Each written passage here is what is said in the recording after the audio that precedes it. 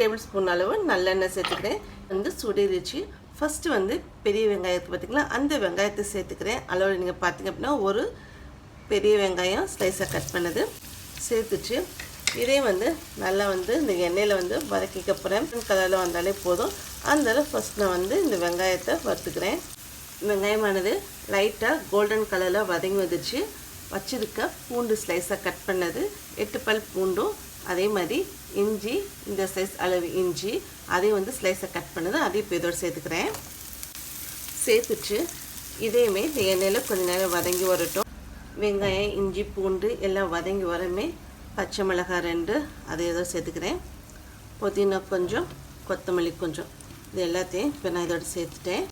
சேர்த்ததுக்கப்புறம் லைட்டாக இந்த எண்ணெயில் வதங்கி வரட்டும். புதினா கொத்தமல்லி சேர்த்து அது வதங்கி வந்துருச்சு. மஷ்ரூம் ஆனது காளான், அதாவது 200 கிராம் அளவு மஷ்ரூம் இருக்குல்ல, அதை இந்த மாதிரி கட் பண்ணி வச்சுருக்கேன். அதை இப்போ சேர்த்துக்கிறேன். காளான் சேர்த்த கையோடையே தேவையான அளவு உப்பு வந்து கொஞ்சம் நான் சேர்த்துக்கிறேன். உப்பு சேர்த்ததுக்கப்புறம் இதை வந்து நல்லா கலந்துட்டுருக்கிறேன். நம்ம வந்து தண்ணி சேர்க்க வேண்டிய அவசியம் கிடையாது. இப்போ நம்ம நல்லா வந்து மிக்ஸ் பண்ணி விட்டுக்கலாம். இந்த மஷ்ரூம்லேருந்தே நம்மளுக்கு தண்ணி வரும்.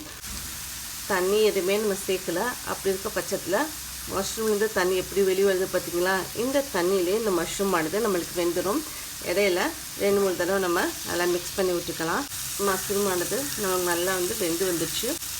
பெப்பர் பவுடர் 3/4 டீஸ்பூன் அளவு இதோட நான் சேர்த்துக்கிறேன். சேர்த்ததுக்கப்புறம் அதையும் வந்து நல்லா கலந்து விட்டுக்கிறேன். பெப்பர் சேர்த்து ரொம்ப நேரம் வேக விட வேண்டாம். 2 நிமிஷத்துலேயே வந்து நம்ம அடுப்பு ஆஃப் பண்ணிடலாம். எல்லா பக்கட்டும் பெப்பர் வந்து மிக்ஸ் பண்ணி விட்டதுக்கப்புறம் பார்த்திங்க அப்படின்னா நம்மளுக்கு 2 நிமிஷம் ஆகிடும். அவ்வளோதான். இப்போ நம்ம என்ன பண்ணணும் அப்படின்னா அப்படியே அடுப்பை ஆஃப் பண்ணிட வேண்டியதுதான். மஷ்ரூம் மசாலா ரெடி ஆச்சு.